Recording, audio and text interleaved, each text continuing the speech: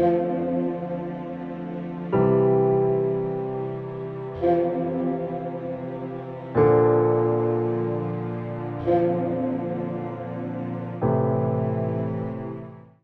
मुक़द्दस में से हमारे लिए आज की तलावत अब्रानियों के नाम ख़त उसका 12वां बाब 18वीं से 19वीं आयत तक और फिर 21वीं से 24वीं आयत तक।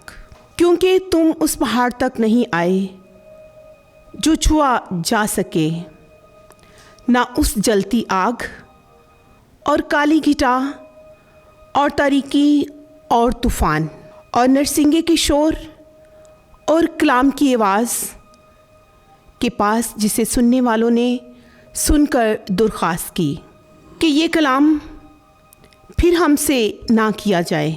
और वो नज़ारा ऐसा हैबतनाक था कि मूसा ने कहा कि मैं डरता और थर थर आता हूँ।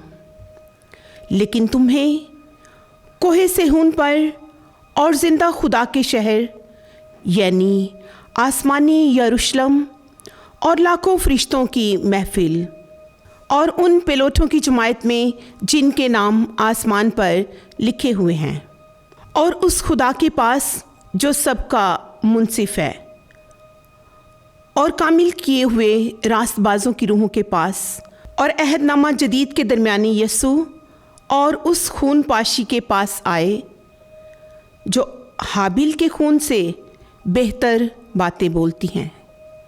पाक कलाम के पढ़े और सुने जाने पर खुदावंद की ख़ास बरकत हो। खुदा का शुक्र हो। आमीन।